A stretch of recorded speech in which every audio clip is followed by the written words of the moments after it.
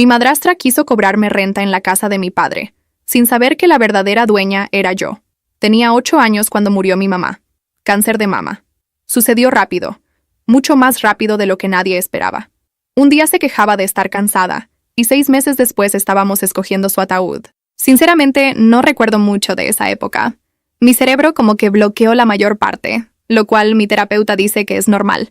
Lo que sí recuerdo es a mi papá sentado en el borde de mi cama la noche después del funeral, llorando tanto que no podía respirar, y yo dándole palmaditas en la espalda como si yo fuera la adulta y él el niño.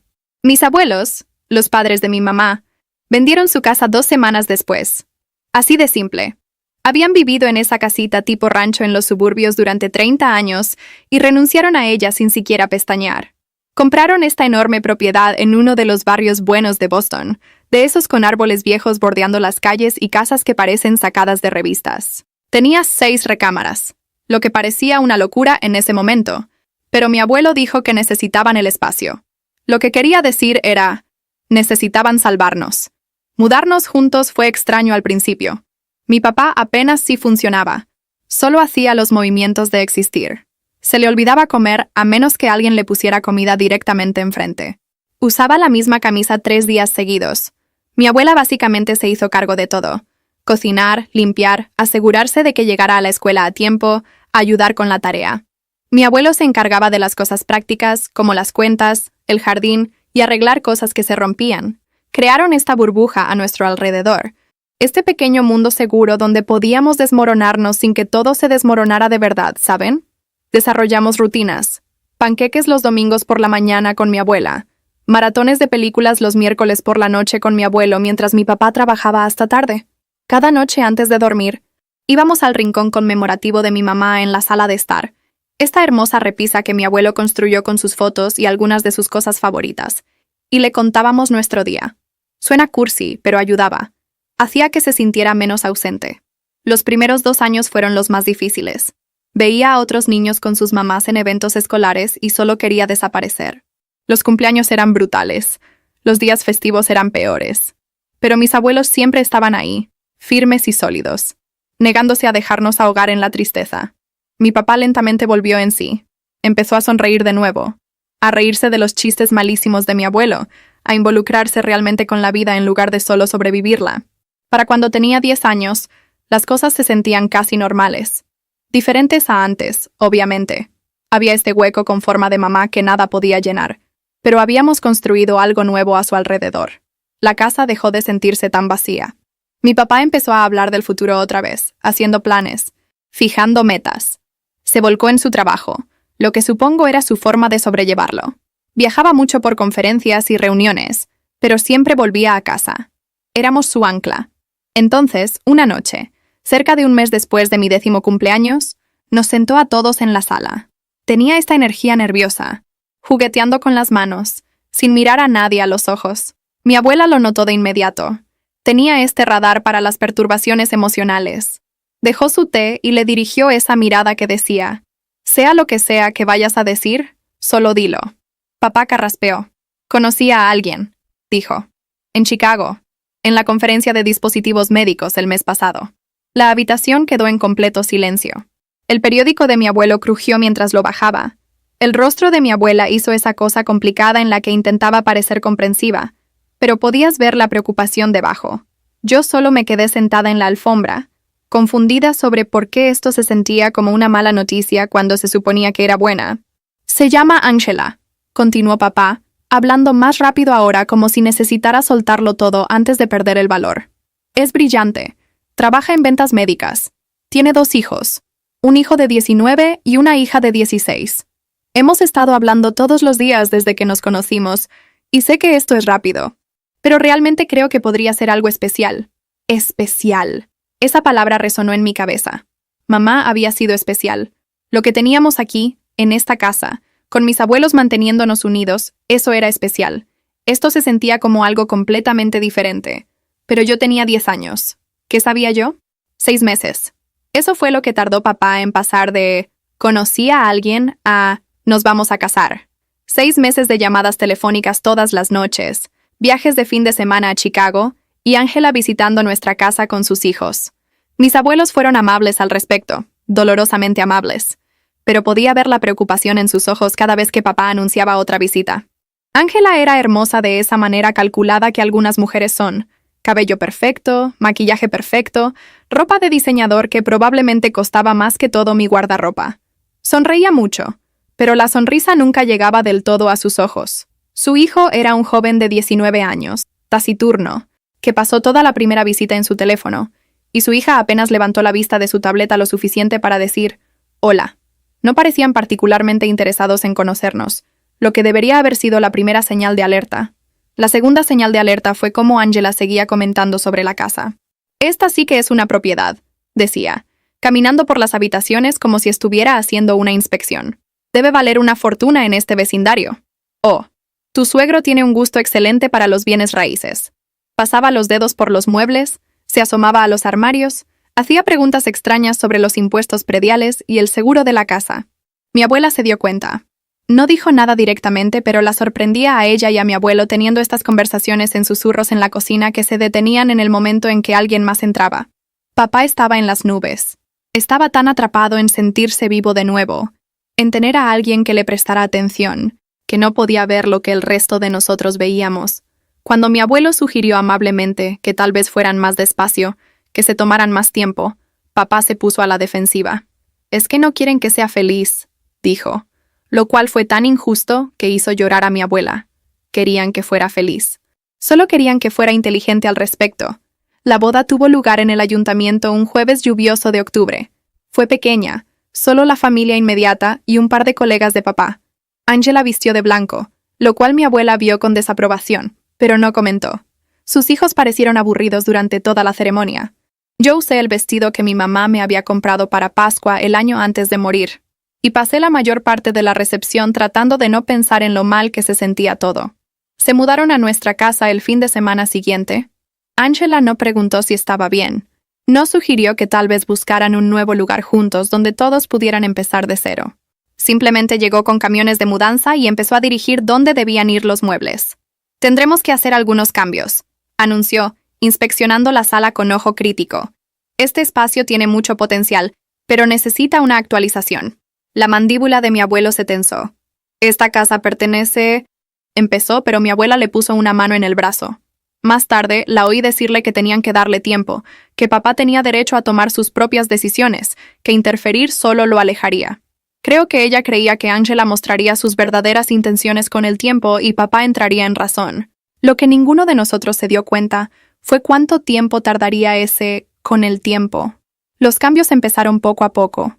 Un cojín nuevo aquí, un centro de mesa diferente allá. Ángela reorganizó los gabinetes de la cocina para hacer las cosas más eficientes.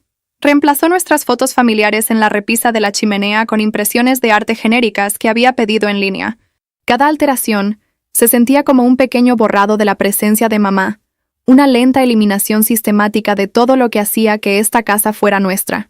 Sus hijos reclamaron las 2 mejores recámaras de invitados sin preguntar. Dejaban toallas mojadas en el suelo. Ponían música a todo volumen por la noche. Se servían comida sin ofrecerse a cocinar o limpiar. El hijastro de mi papá chocó su coche 2 semanas después de mudarse. Lo estrelló directamente contra un poste telefónico mientras enviaba mensajes de texto, y mi papá simplemente le compró uno nuevo. Sin consecuencias, sin conversación sobre responsabilidad, solo un vehículo de reemplazo y una palmada en la espalda. Llegué a casa de la escuela un martes de marzo, tenía 12 años entonces, y encontré a Ángela en el ático con bolsas de basura, en plural, múltiples bolsas negras gigantes ya llenas y atadas, junto a la escalera. Tarareaba mientras trabajaba, sacando cosas de cajas y tomando decisiones rápidas sobre su destino. «¿Qué estás haciendo?», pregunté, sintiendo ya un nudo en el estómago porque lo sabía. De alguna manera, simplemente lo sabía. «Limpieza de primavera», dijo alegremente, limpiándose el polvo de las manos. Este ático era un desastre. Te juro que la gente acumula tanta chatarra con los años. Pero no te preocupes, estoy donando la mayor parte. Alguien más podrá usar todas estas cosas viejas. Cosas viejas. Caminé hacia la bolsa más cercana y la abrí. Los adornos de Navidad de mi mamá me devolvieron la mirada. Los que había hecho a mano, ángeles de cerámica que había pintado cuando estaba embarazada de mí, los muñecos de nieve de fieltro con ojos de botón, el nacimiento de madera que su madre le había dado. Todo. Arrojado como basura. Esto no es chatarra, dije, mi voz temblando. Eran de mi mamá. Angela hizo un gesto displicente con la mano. Cariño, estaban ocupando espacio. Nadie los ha usado en años. Además, compramos todas las decoraciones nuevas la Navidad pasada, ¿recuerdas? Mucho más bonitas. Abrí otra bolsa. La ropa de mi mamá. El suéter que usaba cada otoño porque era suave y olía a vainilla. El vestido que usó en mi graduación del kinder. La chaqueta con el cierre roto que siempre decía que iba a arreglar. Saqué un álbum de fotos y lo hojeé. Todo el embarazo de mamá, mi primer año de vida, días festivos, cumpleaños, todo documentado con cuidadoso detalle con su letra en los márgenes. ¿Dónde está el resto de los álbumes?, exigí.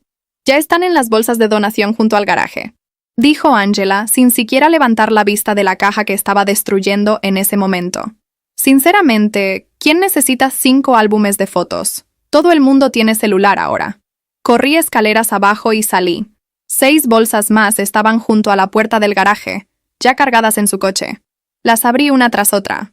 Las joyas de mi mamá, sus libros con notas en los márgenes, la colcha que su abuela había hecho, el jarrón de cerámica que había comprado en su luna de miel, sus tarjetas de recetas con salpicaduras y manchas del uso real, cartas de mi papá durante su noviazgo, mi cobijita de bebé, mi primer par de zapatos, todo. Había tirado todo. Mis abuelos llegaron a casa 20 minutos después y me encontraron sentada en la entrada del garaje, rodeada de bolsas abiertas, llorando tanto que no podía respirar. El rostro de mi abuela se puso completamente blanco cuando vio lo que Angela había hecho. Mi abuelo hizo un sonido que nunca le había escuchado, algo entre un gruñido y un jadeo. Llamaron a papá del trabajo. Angela interpretó a la víctima maravillosamente. Solo intentaba ayudar. Pensó que estaba siendo útil. Nadie le había dicho que esas cosas eran importantes. No tenía cómo saberlo. ¿Cómo iba a entender el significado de cajas al azar en el ático? Estaban en el ático, dijo mi abuelo, su voz peligrosamente tranquila. En cajas claramente etiquetadas. Cajas que decían el nombre de tu difunta esposa. Estaba tratando de modernizar, protestó Angela, con lágrimas reales formándose ahora. Esta casa está estancada en el pasado. No es saludable. Todo el mundo necesita seguir adelante. Mi abuela dijo algo entonces que nunca olvidaré. Tú no decides cuándo terminamos nuestro duelo. Papá se quedó allí, luciendo dividido, girando literalmente entre su esposa, su hija y sus suegros, tratando de mantener a todos contentos y fallando estrepitosamente. Al final, pidió paz. Solo paz. ¿Podrían todos, por favor, tratar de llevarse bien? Angela no lo había hecho con mala intención. Se disculparía y sería más cuidadosa la próxima vez. Salvaríamos lo que quedaba y lo guardaríamos en un lugar seguro. Todo estaría bien, pero no estaba bien. Habíamos recuperado quizás la mitad de las cosas de mamá. El resto se había ido, donado a alguna tienda de segunda mano, donde extraños manosearían los restos de su vida, sin saber lo que significaban. Y aprendí algo importante ese día. Mis sentimientos, mi duelo, mis recuerdos.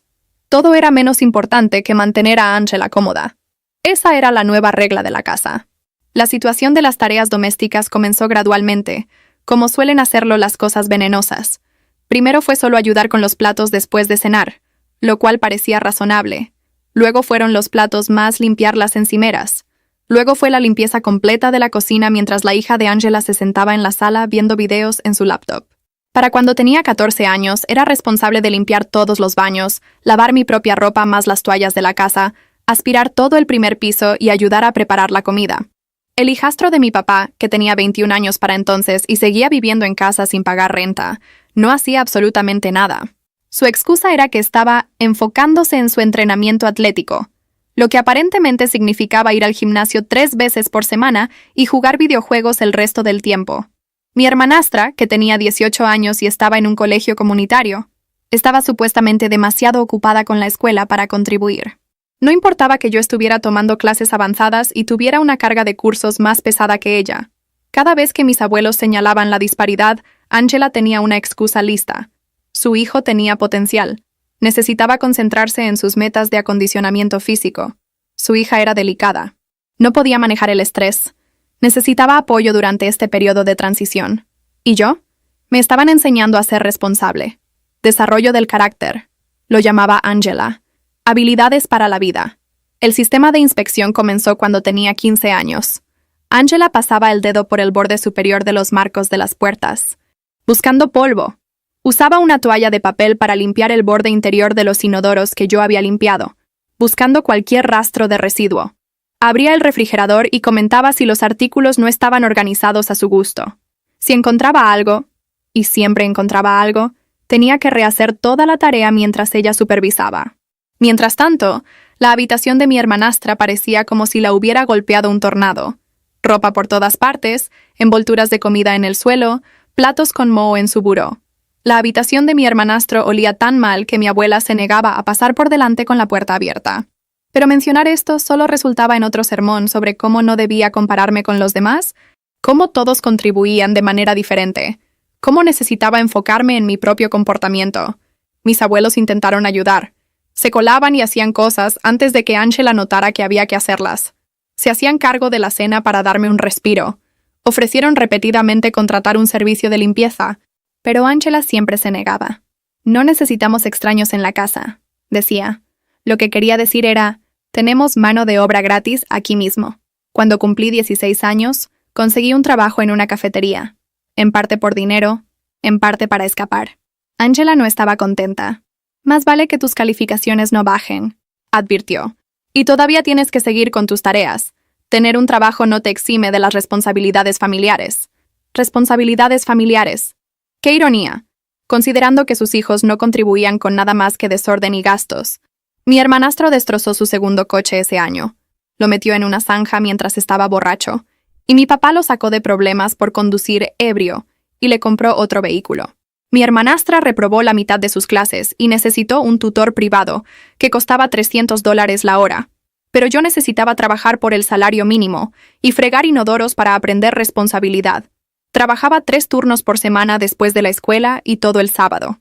Llegaba a casa exhausta, con los músculos adoloridos, oliendo a café y productos de limpieza, y Angela me esperaba con una lista.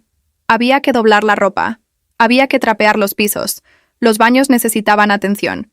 ¿Y podía por favor hacerlo rápido porque venían invitados mañana y la casa tenía que verse presentable? Sus hijos pasaban a mi lado mientras yo trabajaba, sin siquiera reconocer mi existencia. Dejaban sus platos en el fregadero, dejaban sus zapatos en medio del pasillo, arrastraban lodo por los pisos que acababa de limpiar. ¿Y cuando lo señalaba? Estaba siendo difícil, causando problemas. No estaba jugando en equipo.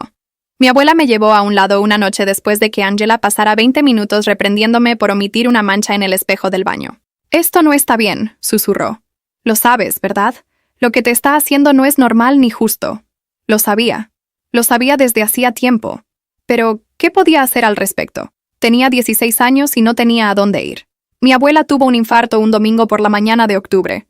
Estaba haciendo sus famosos roles de canela. La receta de mi mamá. De hecho, cuando simplemente colapsó, mi abuelo la encontró en el suelo de la cocina y pidió ayuda. Pero para cuando llegó la ambulancia ya era demasiado tarde. Murió en el hospital 1 hora después, con todos nosotros a su alrededor. Sostuve su mano mientras las máquinas pitaban su ritmo final. Tenía 16 años y estaba viendo cómo se me escapaba mi última conexión con mi madre. El funeral fue multitudinario. Mi abuela era muy querida en la comunidad. Participaba en obras de caridad, clubes de lectura y asociaciones de vecinos. Personas que nunca había conocido se acercaron a contarme historias sobre su bondad. Pero en lo único que podía pensar era en lo sola que me sentía. Mi abuelo parecía haber envejecido 20 años de la noche a la mañana. Papá estaba devastado. Incluso Angela parecía genuinamente triste, lo que casi me hizo sentir mal por despreciarla. Casi. Mi abuelo solo duró 3 meses. El médico dijo que fue neumonía, pero yo sabía la verdad. Murió de corazón roto. Habían estado casados durante 47 años. Amaba a mi abuela desde que eran adolescentes. Sin ella, simplemente, se rindió. Dejó de comer adecuadamente. Dejó de tomar su medicación. Dejó de importarle. Lo encontré en su sillón una mañana, luciendo en paz por primera vez desde que mi abuela había muerto. El libro que estaba leyendo seguía abierto en su regazo. Me senté con él un rato antes de llamar a alguien, solo sosteniendo su mano y despidiéndome de la última persona que realmente me entendía. El abogado vino 2 días después del funeral. Estábamos todos en la sala. Yo, papá, Angela y sus 2 hijos. La lectura del testamento pareció surrealista, como algo de una película. Mi abuelo había sido meticuloso con sus asuntos. Todo estaba organizado, documentado, etiquetado. Y entonces llegó la bomba. La propiedad en esta dirección, dijo el abogado, ajustándose las gafas, fue puesta en un fideicomiso irrevocable en el momento de la compra. La beneficiaria es nombrada como su nieta, y la propiedad total se le transferirá a los 18 años. Se podría haber oído caer un alfiler. El rostro de Angela pasó por unas 6 expresiones diferentes en 3 segundos. Lo siento, dijo, su voz tensa. ¿Podría repetir eso? El abogado lo repitió.